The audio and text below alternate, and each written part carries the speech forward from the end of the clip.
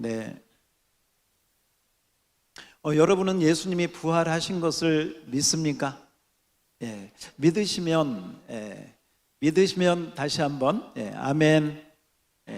그런데 예수님 당시에는요, 예수님이 정말 부활하셨을 때, 그러니까 2000년 전, 그때는 예수님이 부활한다는 것을 거의 믿는 사람이 없었다는 거죠. 예수님을 3년 반 동안 따라다녔던, 또 예수님께 가르침을 받았던 제자들조차도 예수님이 부활하신다는 것을 거의 믿지 않았어요. 그리고 예수님은 계속 말씀을 주셨지만 귀담아 듣지 않았습니다. 그 말씀이 들어오지를 않았습니다. 여러분, 어느 때 여러분 이런 거 있죠?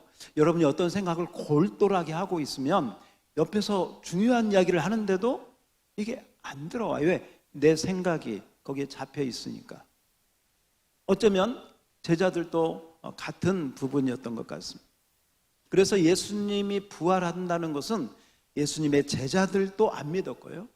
그 다음에 심지어 여인들, 갈릴리에서 따라온 여인들, 막달라 마리아라든지 부활하신 예수님을 처음 만난 그들도 부활하신 예수님을 기대하고 간 것이 아니었습니다.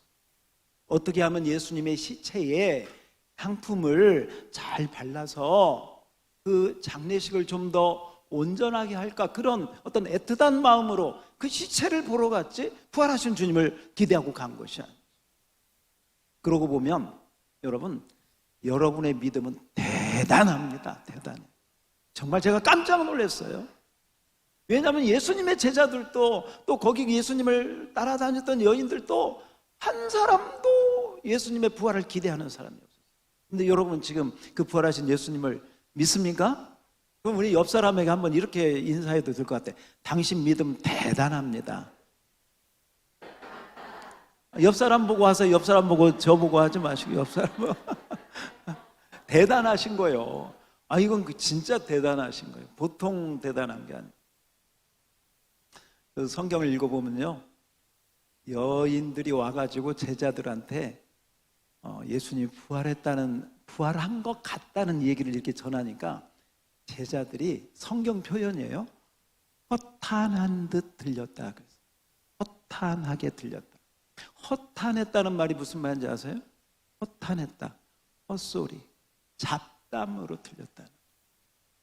제자들이 그랬다는 거예요. 여인들이 무덤에 가서 예수님 시체가 없잖아요. 그리고 천사를 만났잖아요. 그래서 이러이러했다고, 우리가 가서 보니까 시체는 없고 천사들이 그러는데 부활했다고 하니까 제자들 그 생각이 허탄하게 들렸다. 잡담으로. 저 여자도 헛것 보고 지금 잡담하고 있네, 이렇게 했다는 거예요. 여러분과 저는 좀 정말 대단한 믿음을 갖고 있는 거예요. 정말이에요. 이건 팩트입니다. 성경을 읽고. 그리고 그 후에도 예수님이 부활했다는 것에 대해서 많은 사람들이 반론을 제기합니다. 반론. 도대체 어떻게 부활할 수 있느냐? 첫 번째 반론이 뭐냐면, 아마도 제자들이 예수님의 시체를 몰래 도둑질해가지고 어디다 숨겨놓고 거짓말로 예수님을 부활했다고 프로파간다, 거짓 소문을 막 이렇게 퍼친 것이다, 이런 이론이 있어요. 그러니까 부활한 게 아니고 시체를 유기해놓고 거짓으로 부활했다고 선전한 거다, 이런 반박이 하나 있습니다. 그런데 만약에 그런 반박이 사실이라면, 자, 여러분 한번 이제 여러분의 대답을 듣고 싶어요.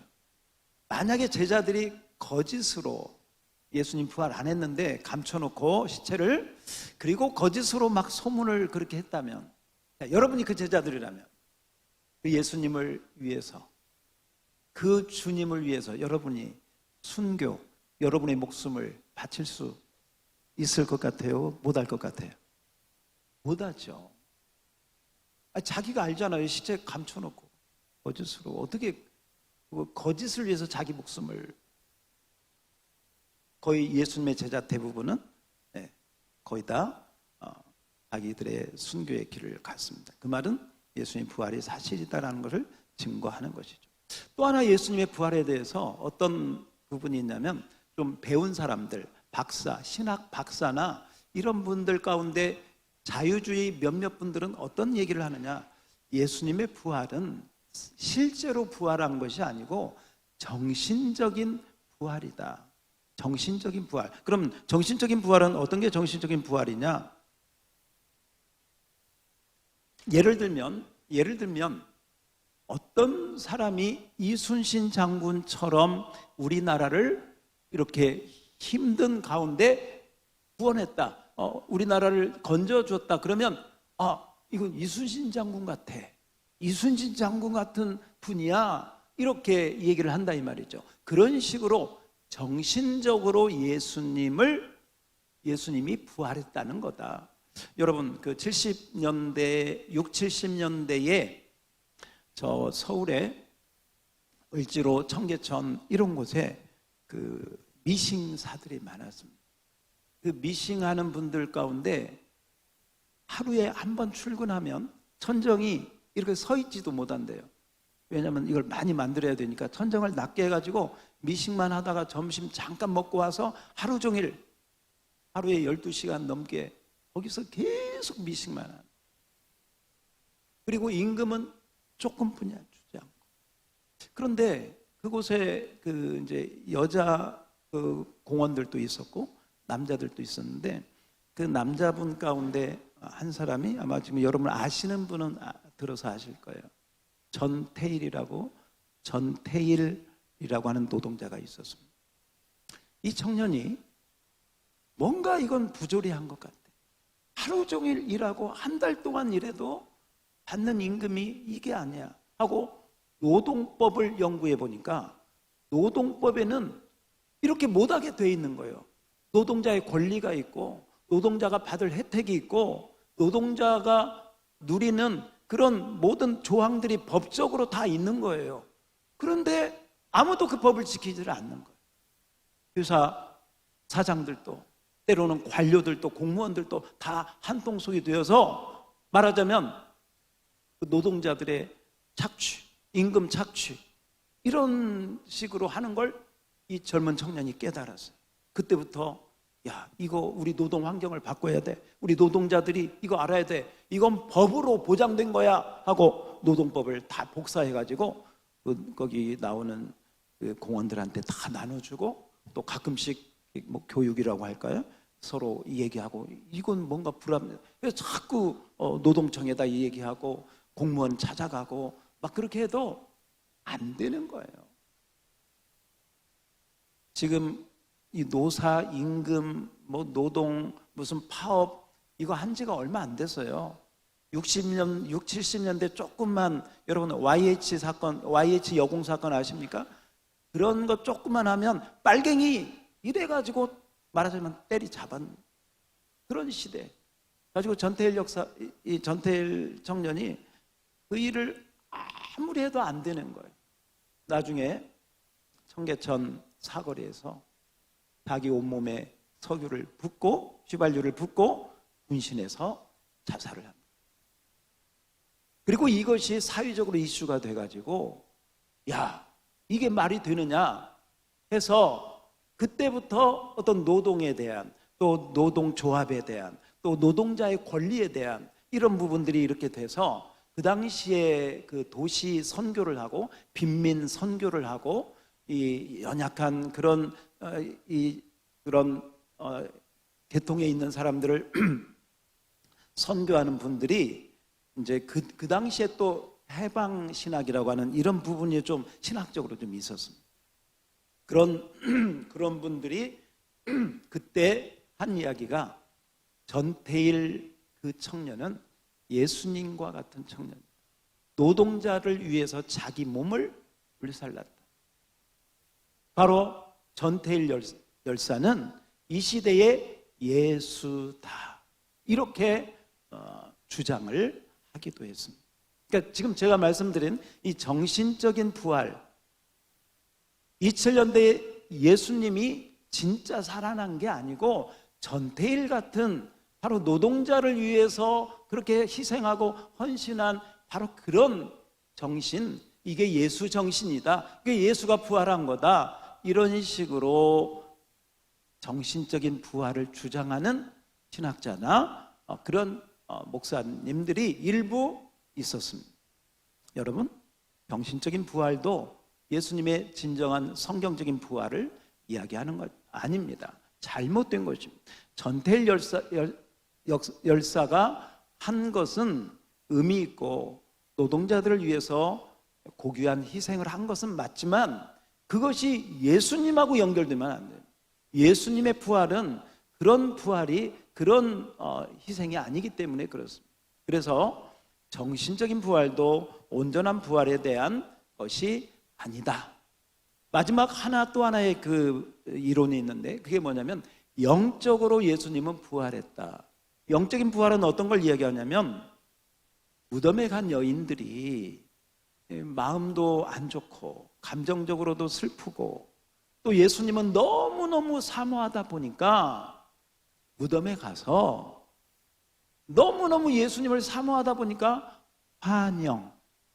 환각적인 상태에서 어떤 예수님을 보고 그 영적인 그 충만함에 밖에 나와서 자기들이 예수님이 부활했다고 그렇게 한 소리지, 예수님을 너무 사모하다 보니까 예수님의 부활을 그들이 이 상상 가운데 그렇게 한 것이지 예수님이 부활한 것이 아니다. 이렇게 영적인 부활로 설명을 하는 사람들도 있었습니다. 여러분 보세요. 시체를 도둑질했다든지 아니면 정신적인 부활이라든지 아니면 영적인 부활이라든지 이렇게 말을 하는 사람들이 왜 그렇게 이야기를 하는지는 저는 충분히 이해는 갑니다. 왜? 부활이라고 하는 것은 이건 있을 수가 없는 일이기 때문에, 도저히 있을 수가 없는 일이기 때문에 그렇습니다. 그냥 제가 간단하게 한 가지 얘기를 해보겠습니다. 여러분의 할머니, 할아버지가 돌아가셨다면, 가깝게는 여러분의 부모님이 돌아가셨다면, 할머니든 할아버지든 부모님이든 돌아가신 분 가운데 만약에 말이죠, 여러분 친척이 전화가 왔는데 3일 후에 수요일 날쯤 전화를 받으니까 야, 돌아가신 아버님이 살아나셔서 지금 집에 와 계셔. 빨리 와봐. 빨리 와봐. 여러분 믿겨져요? 안 믿겨져요? 지금 뭔 소리 하는 거야? 화장해가지고 납골당에 모신 것 우리가 다 가족들이 봤잖아. 뭔 소리 하는 거야? 누나 정신 차려. 지금 좀 어떻게 된 거야? 그 말을 진짜 믿고 표를, 여러분 차를 타고 자기 고향 집으로 갈 사람이 혹시 있어요? 아마 그와 같은 상황이지 않았을까? 절대로 믿길 수 없는, 믿어질 수 없는, 믿기지 않는 그런 상황. 그래서 우리는 제자들이 그렇게 한 것도 충분히 이해가 가고, 지금 제가 3가지 그렇게 시체를 도둑질하든지 정신적인 부활로 설명을 한다든지 영적인 부활로 설명을 한다는 그런 부분들도 그런 의미에서 충분히 이해는 갑니다. 그러나 여러분 성경적인 부활은 한번 따라서 합시다. 실제로 온전히 뭐 하셨다? 믿습니까? 보세요. 영, 혼, 육. 다시 한번 영, 혼, 육. 이 영혼 육이 온전하게 완전하게 영광스럽게 부활하신 줄 믿습니다. 보세요. 우리는 영혼 육을 가지고 있습니다.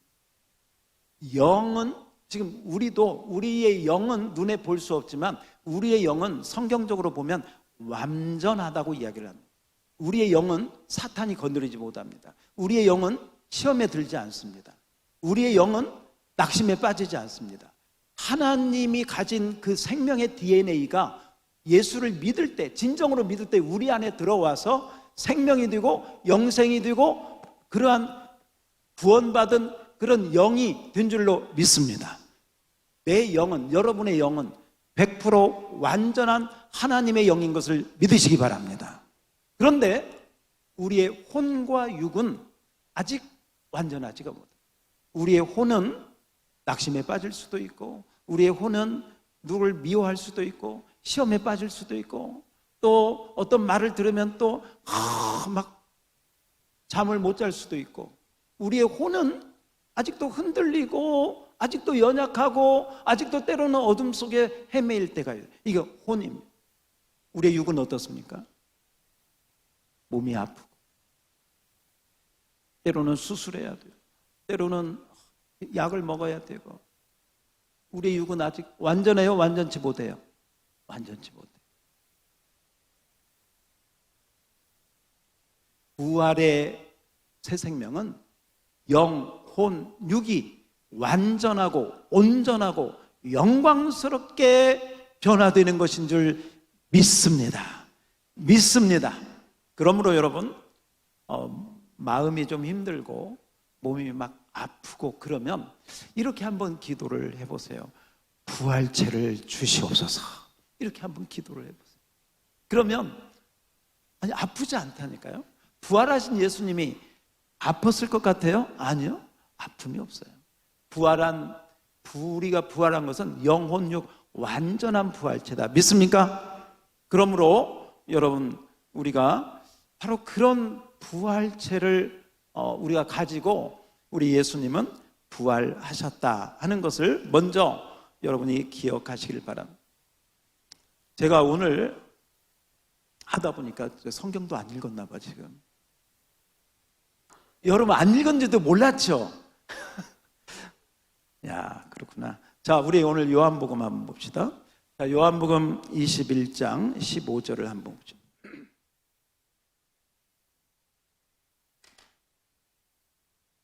자, 요한복음 21장 15절. 자, 우리 15절 한 절만 먼저 읽읍시다. 시작. 그들이 조반 먹은 후에 예수께서 시몬 베드로에게 이르시되 요한의 아들 시몬아, 내가 이 사람들보다 나를 더 사랑하느냐 하시니 이르되 주님 그러하나이다. 내가 주님을 사랑하는 줄 주님께서 아시나이다. 이르시되 내 어린 양을 먹이라 하시고. 이렇게 시몬 베드로에게 예수님이 네가 나를 사랑하느냐 몇 번을 물어보셔? 3번을 물어보셔요. 몇 번? 3번. 그리고 나서 마지막 시몬 베드로의 이야기를 고백을 들으신 다음에 예수님이 중요한 말씀을 하셔요. 자, 18절입니다. 18절 시작. 내가 진실로 진실로 내게 이르노니 내가 젊어서는 스스로 띠뛰고 원하는 곳으로 다녔거니와 늙어서는 내 팔을 벌리리니 남이 내게 띠띠우고 원하지 아니하는 곳으로 데려가리라. 이게 무슨 말일까? 예수 보세요. 네 팔을 벌린다는 거예요. 십자가를 생각나게 하는 거죠. 예수님이 십자가에 죽은 것처럼 베드로 너도 네 팔을 벌리고 아마 십자가에 죽을 거야. 이제 그렇게 예수님 말씀하시는 건데 그 말씀의 뜻이 설명을 해놨어요. 자, 19절도 시작. 이 말씀을 하시면 베드로가 어떠한 죽음으로 하나님께 영광을 돌릴 것을 가리키심이로라. 이 말씀을 하시고 베드로에게 이르시되 나를 따르라.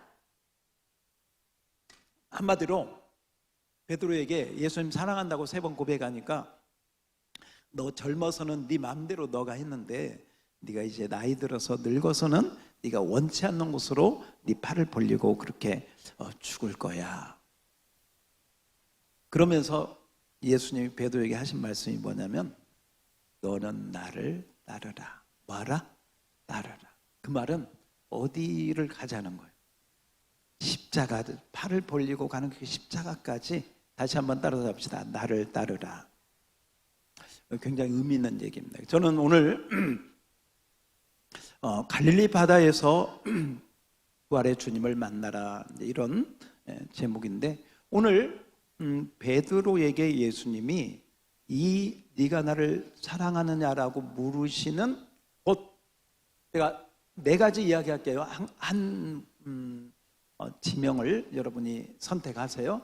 지금 베드로에게 네가 나를 사랑하느냐 세 번이나 물어보잖아요. 그 세 번이나 물어보는 장소가 어디인가? 1번 나사렛, 2번 예루살렘, 3번 베들레헴, 4번 갈릴리. 어디일까요? 어떻게 하셨어요? 참 대단하십니다. 우리 옆 사람에게 대단하십니다. 자, 어디라고요? 갈릴리. 자, 또 하나 질문. 그러면 예수님이 부활하신 곳은 어딜까? 부활하신 곳은 어딜까? 1번 갈릴리, 2번 예루살렘, 3번 베들레헴. 몇 번? 어디? 네, 예루살렘.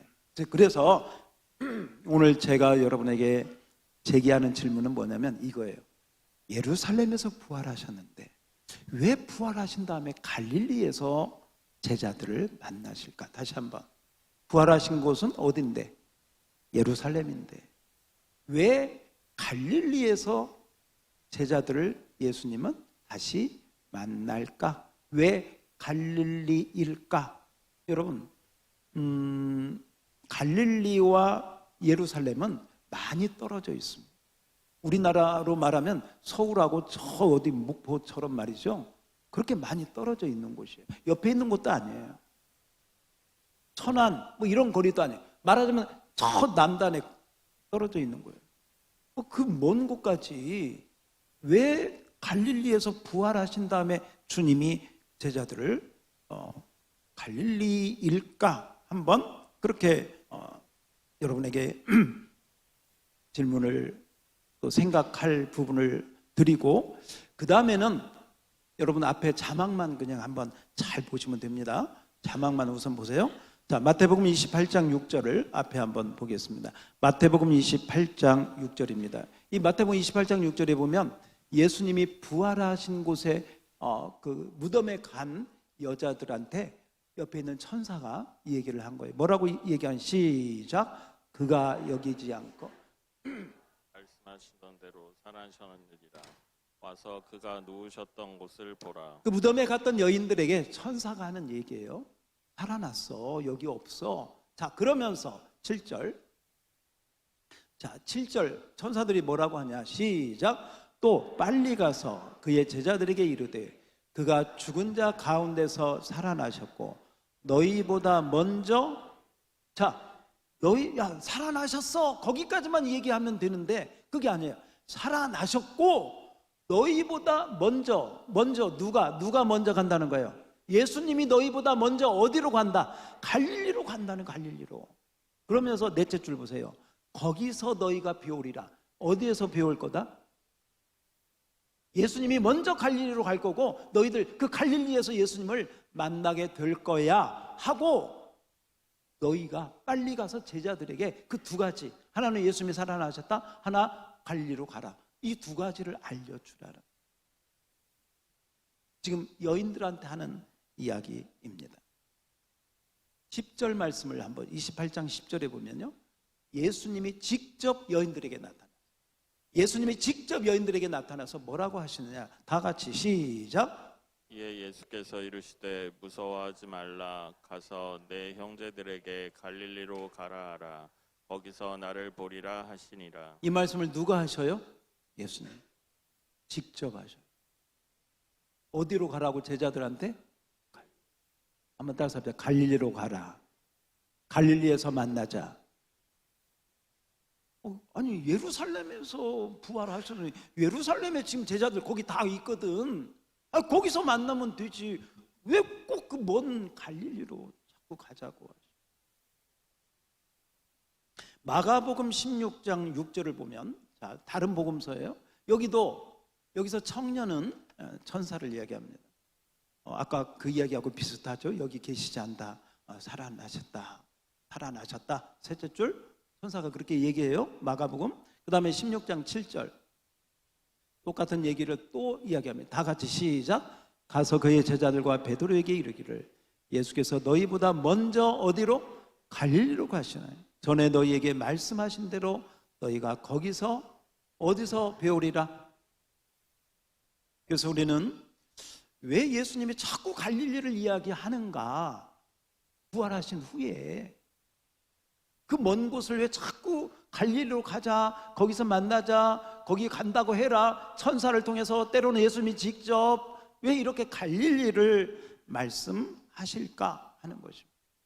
그래서 오늘 이 부활절날 이 설교를 듣는 여러분들이 앞으로는 이 갈릴리에 대한 개념, 갈릴리에 대한 여러분들의 어떤 그 생각이 좀 바뀌었으면 좋겠어요. 지금 여러분 갈릴리 하면 어떤 생각이 나는지 모르겠어요. 그냥 여러분에게 갈릴리에 대해서 아는 걸 쓰시오 하면 뭘 얼마나 쓸지 모르겠어요. 뭐 갈릴리는 호수가 있고, 뭐 갈릴리 거기서 원래 예수님이 오시기 전 이사야 선지자는 이 갈릴리에 대해서 이렇게 예언을 했습니다. 이사야 9장 1절 2절을 자 우리 한번 보겠습니다. 앞에 보세요. 여기 보면 이 이사야 9장 1절은 예수님이 탄생하기 700년 전에 예언한 선지자인데, 이 갈릴리에 대해서 고통받던 자들에게 흑암이 없으리로다, 고통받는 곳이었다고 얘기를 합니다. 옛적에는 여호와께서 스불론 땅, 납달리 땅이 멸시를 당했다. 그쪽이에요. 그쪽. 스불론 납달리 지파가 받았던, 거기에 멸시를 당했던 곳이에요. 그리고 해변길과 요단 저쪽 이방의 갈릴리, 마지막 줄 따라서 해봐요. 이방의 갈릴리. 다시 한번 이방의 갈릴리. 왜 이방의 갈릴리나? 이 갈릴리는 그 이스라엘 지도를 보면 맨 위쪽에 있습니다. 맨 위쪽에 있다 보니까 그 위쪽에 있는 바벨론이나 아수르나 이런 곳이 침략할 때마다 첫 번째 타켓이 되는 거예요. 우리나라 글쎄요, 소련이나 북한, 저기 중국하고 경계를 두고 있는 두만강이나 압록강 그쪽처럼 이 갈릴리는 지형적으로 위쪽에 있어가지고 이방 민족이 쳐들어올 때 가장 먼저 점령되고 가장 먼저 희생되는 곳, 그곳이 갈릴리거든요. 그러다 보니까 이 갈릴리는 이방의 피도 섞여 있고, 여기도 그렇게 얘기하잖아요. 이방의 갈릴리라고. 땅은 유대 땅인데 거기 사는 사람들은 이방 사람처럼 취급받고 소유받고 멸시당하는 곳, 그곳이 어디였다? 갈릴리였다. 그래서 여기 보니까 고통, 멸시. 그런데 그 갈릴리를 하나님은 마지막 줄 어떻게 하셨다? 영화롭게 하셨다. 2절 한번 보세요. 그 갈릴리 같은 흑암에 있던 백성에게 뭐가? 그쵸. 그 빛이 누구요? 그쵸. 그 갈릴리에 예수님의 빛이 비춰진 줄 믿습니다. 이것을 이사야 선지자가 700년 전에 주님 오시기 전에 갈릴리에 대해서 이미 예언을 하셨습니다. 그런데 예수님이 오시고 이 공생의 사역을 시작하시면서 이 갈릴리에서 사역을 시작합니다. 마태복음 4장 18절을 우리 한번 보면 예수님과 갈릴리를 한번 생각해 보면, 자, 다 같이 시작!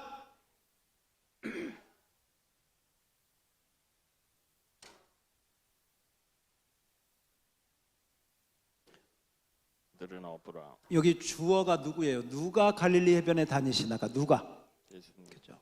예수님이 갈릴리 해변에서 지금 제자들을 부르십니다. 여기 있는 제자들의 직업이 어부잖아요. 그 당시 어부는 글쎄요, 그 직업 가운데 별로 중간 밑에 그 정도 되는, 그러니까 한마디로 말하면 별 볼 일 없는 제자들을 어디에서 부르셨다? 자, 어디에서?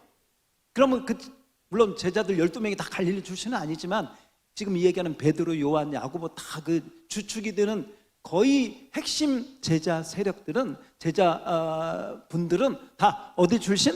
갈릴리 출신. 근데 그 갈릴리라고 하는 땅이 멸시당하고 고통당하고 흑암에 있는 이방의 갈릴리처럼 바로 그렇게 힘들고 어두운 그런 땅, 그런 사람들, 그 고통받는 바로 그런 곳에서 예수님은 제자들을 불렀습니다. 그것도 별 볼 일 없는 사람들, 지체 높은 사람들을 부른 게 아니에요. 무슨 지식층을 부른 게 아니에요. 무슨 성공한 귀족을 부른 게 아니에요. 그러니까 가장 이방의 갈릴리에서도 가장 낮은 사람들을 홀링하셔가지고 제자를 삼으셨다. 따라서 합시다. 갈릴리에서. 어디에서? 갈릴리에서. 그리고 그 갈릴리에서, 자, 마태복음 4장 23절을 봅시다. 마태복음 4장 23절에 보면 이 중요한 낱말이죠. 우리 여자분들만 한번 읽어볼까요? 여자분들만 시작.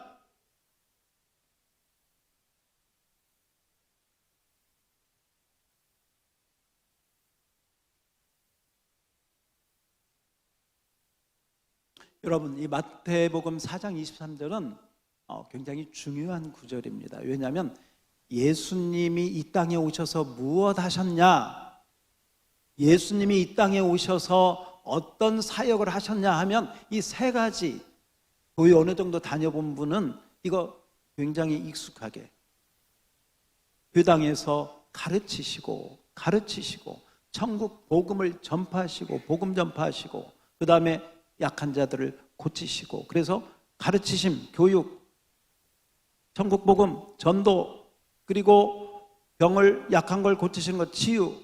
그래서 이게 예수님의 3대 사역. 몇 대 사역? 3대 사역. 예수님이 이 일을 하셨다. 이 일을 맡아서 이어받아서 하는 곳이 교회다. 어디다? 교회다.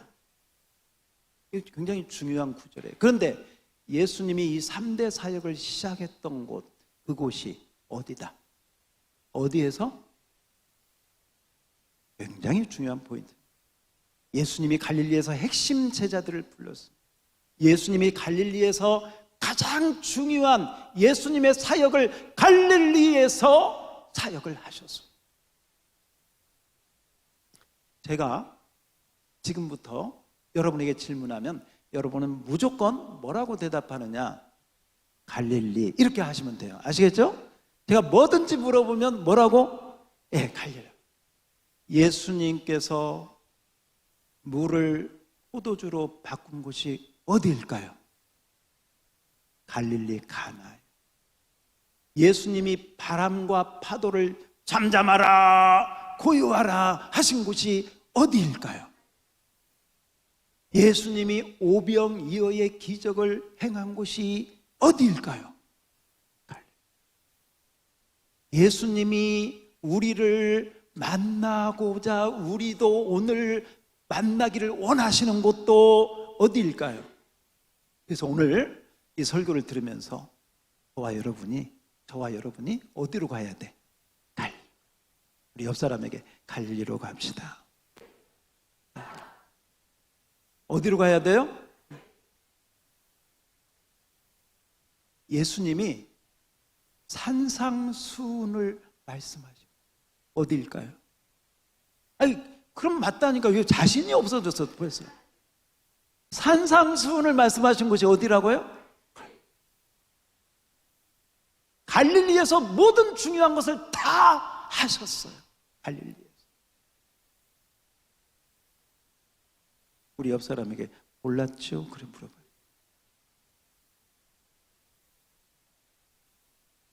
정말입니다. 갈릴리에서 정말 모든 걸. 제자들을 부르셨죠. 기적을 행하셨죠. 바다 위를 걸으셨죠. 바람과 파도, 오병이어의 기적, 산상수훈, 여러분이 알고 있는 중요한 모든 것들을 다 거의 다 갈릴리에서 하셨다고요. 그리고 그 놀라운 기적과 그런 걸 보면서 제자들은 예수님이 메시아구나, 예수님이 진짜 하나님의 아들이구나 하는 확신을 갖게 되었어요. 마태복음 16장 16절을 우리 한번 보면 베드로의 놀라운 고백이 나오죠. 마태복음 16장 16절, 주는 그리스도시요. 다 같이 시작. 시몬 베드로가 대답하여 이르되 주는 그리스도시요 살아계신 하나님의. 이 고백을 할 만해. 그래요, 안 그래요? 보세요. 지금 이런 것들을 다 지금 제가 말씀드린, 여러분이 대답한 이 모든 것을 갈릴리에서 베드로가, 제자들이 다 목격했어. 다 보았어. 소경이 눈동정을 보았고, 오병이의 기적을, 이 떡을, 거기 뭐 읽어보면요, 이 떡을 나눠주면서 거기 있는 사람들이 이 사람을 왕으로 이 사람을 임금으로, 이 사람을 대통령으로 우리가 만들면 우리나라 우리 겠다. 성경에 나와요. 임금을 삼으려고 해서. 그 정도니까 아마 제자들 어깨에 뽕이 좀 들어가지 않았을까. 아니, 생각해봐요. 지금 예수님이 엄청난 그런 걸 옆에서 그 갈릴리 별 볼 일 없는 어부들이 말이죠, 어떻게 콜링을 받아가지고 어깨에 힘 들어가죠. 그런데 그 갈릴리에 계셨던 예수님이 이제 어디로 가냐, 마지막 그 예수님의 그 유월절 행이 어디냐면, 이제 내가 어디로 올라가리라. 어디로 간다고 그래? 예루살렘으로. 그동안은 갈릴리에서 이렇게 했는데, 한마디로 변방에서 저 밑에 좀 후미진 그곳에서 했는데, 이제는 예수님이 어디에 가겠다고? 예루살렘. 드디어 때가 왔다. 드디어 때가 왔다. 우리가 갈릴리 촌놈이었는데 이제 우리 시대가 온 거야. 이제 예루살렘에 예수님이 올라가시면 짜잔 하고 정말 예수님이 메시아인 것을 저 예루살렘의 대제사장, 서기관, 바리새인, 또 많은 백성들, 그들 앞에서 예수님이 얼마나 능력 있는 분인가를 다 보여주실 거야. 그러니 우리 이제 기대를 가지고 가자.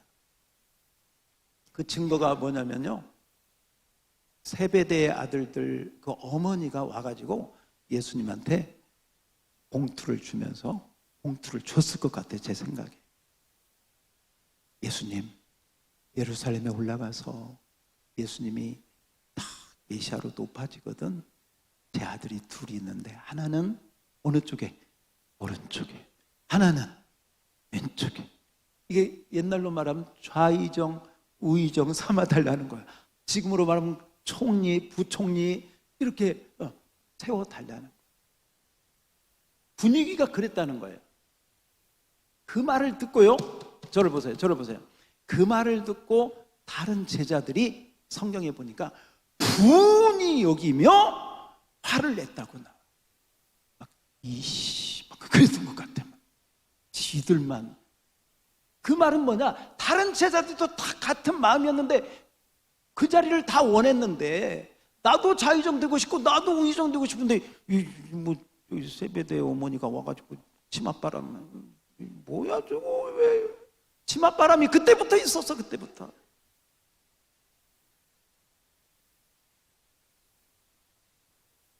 원조가 거기 같아요. 원조. 그 말은 말이죠, 그 당시의 제자들의 분위기를 우리에게 보여줘요. 예루살렘에만 올라가면 우리는 짱 뜰 거야. 우리가 그동안 고생하고 그랬는데 이제 보상을 받을 거야. 그런데 여러분, 예수님은 예루살렘 얘기할 때마다 나는 예루살렘에 올라가면 죽을 것이다. 장로들과 대제사장과 서기관들에게. 그러니까 여러분, 이건 베드로가 절대 그런 일이 있으면 안 돼? 안 된다고 하잖아요. 제가 질문 오전에도 했지만, 베드로가 그 안 된다고 한 것이 예수님을 위한 것일까? 지를 위해서 그런 것일까? 그러니까 보세요. 지금 예루살렘에 올라가는데 예수님은 십자가를 두고 돌아가시려고 올라가는 거예요. 제자들은 지금 예루살렘에 올라가면 뭐한다? 뜬다. 짜잔. 이걸 뭐라고 하느냐? 동상이몽이라고 하는 거죠. 생각이 달라. 그래서 그런 생각으로 정말 뽕을 맞고 그 기대에 그렇게 찼는데 예수님이 십자가에 돌아가시면서 뭔가 좀 기적을, 그동안 갈릴리에서 얼마나 많은 기적을 행하셨어. 그런 예수님이라면 그 십자가에서 정말 클라이막스잖아요. 사람들이 다 보고 있는 그때 놀라운 기적을 행하시면 이건 그냥 말이 필요 없잖아요. 그런데 힘없이 끌려가요. 그런 모습을 보고 유다가 팔아먹고 베드로가 3번이나 부인하고 제자들은 다 도망가고.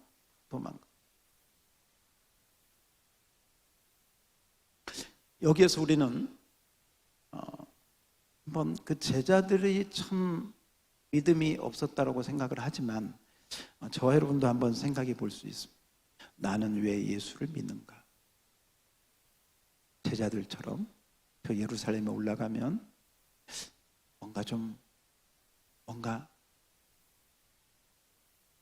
나에게 떨어지는 뭐 없을까? 이런 잘못된 기대, 잘못된 마음, 부족한 믿음 우리에게도 있을 수 있습니다.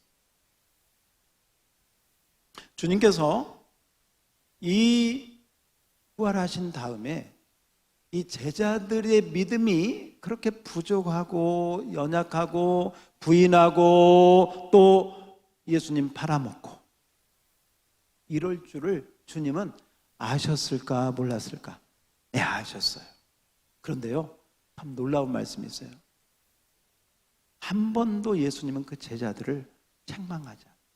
베드로, 너 3번이나 나 부인했지? 너 이리 와봐. 너 그러고도 뭐 네가 수제자야? 야, 어디서 낯짝을 들어? 이게 이러지 않으셨어요. 한 번도 그 자기를 팔아먹는 유다의 발을 예수님이 씻기면서도 사랑하는 마음은 끝까지 있었을 것 같아요. 야, 너 나 팔아먹으면 안 돼. 너 그러면 안 되는데. 베드로가 예수님 부인할 때도요, 그 불빛 가운데 예수님과 눈이 딱 마주쳤어요. 예수님 나 모릅니다 하고 보니까 예수님하고 눈이 딱 마주쳤어요. 그때 닭이 울었어요. 뭐가 울었어요? 닭이 울었어요. 그리고 베드로가 나가서 통곡하고 울었다. 그리고 그 뒤로 베드로는 삼계탕을 먹지 않았다. 어떤 성당에 가면 그 성당 꼭대기에 닭을 이렇게 십자가가 아니고 닭을 그려놓은 성당이 있어요. 왜냐하면 닭하고 베드로가 그렇게 연결되어 있기 때문에. 여러분 질문하겠습니다. 베드로가 부인하고 닭이 울었나요? 닭이 울어서 부인했나요? 부인하고 닭이 울었죠. 닭 소리 듣고 회개한 건 아니죠. 그죠? 역시 그냥 닭은요 그때 그냥 운 거예요. 그냥 어쩌다 시간이 맞았지 그 베드로하고 이게 연관될 것도 아니거든요. 닭은요 새벽에도 울지만 낮에도 막 지 맘대로 울을 때 있어. 그냥 우는 거지. 그런데 그걸 막 베드로하고 이렇게 해가지고 하는 건 그건 별로 성경적이지 않다는 생각이 들고요. 자, 오늘 결론입니다. 왜 우리가 갈릴리로 가야 되는가? 자, 여러분 갈릴리로 아까 가자고 그랬죠? 그럼 내일 비행기표 바로 꺼내서 예루살렘 우리 그 텔아비브로 해가지고 가야 됩니다. 갈릴리. 우리가 가고자 하는 갈릴리는 지리적인 갈릴리가 아니에요. 영적인 갈릴리로 가야 됩니다. 자, 저를 보세요. 갈릴리에서 자 이것도 여러분이 다 대답하시면 됩니다. 갈릴리라고 제자들이 예수님을 처음 만난 곳 어딜까요? 그렇습니다.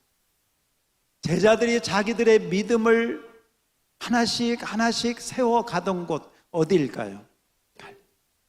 주님을 알아가고 주님이 주신 그 기적을 체험한 곳, 기적을 목격한 곳, 그것도 어디일까요? 그런데 지금 부활하신 주님 앞에 제자들은 다 무너져 있어요. 다 무너져 있어. 예수님 앞에 고개를 들고 나설 그런 자리에 있는 제자가 하나도 없어. 베드로가 대표적이에요. 그런데 예수님이 바로 그렇게 실패하고 예수님을 부인하고 때로는 팔아먹고 도망간 그 제자들에게 따라서 합시다. 갈릴리에서 만나자. 그리고 오늘 말씀이 전개가 되는 것입니다. 저와 여러분의 믿음은 어떻습니까? 저와 여러분의 믿음이 나는 부족합니다. 내 믿음은 아직도 연약합니다. 내 믿음은 아직도 세상에 휘둘립니다. 아직도 돈에 휘둘리고, 아직도 내 생각에 휘둘리고, 아직도 십자가에 내가 죽지 못해서 내 육신이 살아서 있는 그런 모습들은 다 우리가 부족하고, 우리의 이기적인 마음, 세베대의 어머니 마음처럼 어떤 그런 마음들만 가지고 있기 때문에 그렇습니다. 윌리엄 캐리라고 하는 인도의 훌륭한 선교사님이 계셨습니다. 이분은 부름받기 전에 구두 수성공이었어요. 이분이 선교사로 유명해져 가지고 이렇게 강연도 하고 집회도 하고 이럴 때 어떤 분이 그 윌리엄 캐리 그 선교사님을 디스하려고 이렇게 이야기를 했답니다. 사석에서. 당신은 지금 선교사고 뭐 이렇게 막 높아 유명해졌지만 옛날에 당신은 구두 만드는 일을 하지 않았습니까? 그러니까 그렇게 좀 부정적으로 디스를 한 거죠. 그때 이 윌리엄 캐리 선교사님이 그렇게 대답을 했답니다. 아닙니다. 저는 구두 만드는 일도 할 능력이 없었습니다. 누가 구두 만들어 놓은 거 떨어지면 고장나면 그거 수선하는 사람이었어요. 겸손하게 자기가 있던 자리를 이야기하면서 그렇게 부족한 저를 하나님께서 이 고귀한 선교사의 사역을 감당하도록 하셨습니다. 바로 그 윌리엄 캐리에게 갈릴리는 어디냐? 선교사의 자리가 아니라 구두 만드는 일도 못하고 그 구두 수성공, 만들어진 구두를 고치는 그 일을 했던 그 자리, 그 자리가 윌리엄 캐리 선교사님에게는 갈릴리가 되는 것입니다. 여러분, 오늘 저와 여러분은 갈릴리로 가야 됩니다. 그 갈릴리는 어디냐? 여러분이 주님의 사랑을 처음 만났던 곳, 주님께 여러분의 신앙을 고백했던 곳, 주님을 위해서 살겠다고 여러분이 기도했던 곳, 바로 그곳으로 다시 가서 갈릴리의 주님을 만나면 오늘 주님께서 우리에게 딱 한 가지 물어봐요. 3번이나. 따라서 합시다. 너는 나를 뭐 하느냐?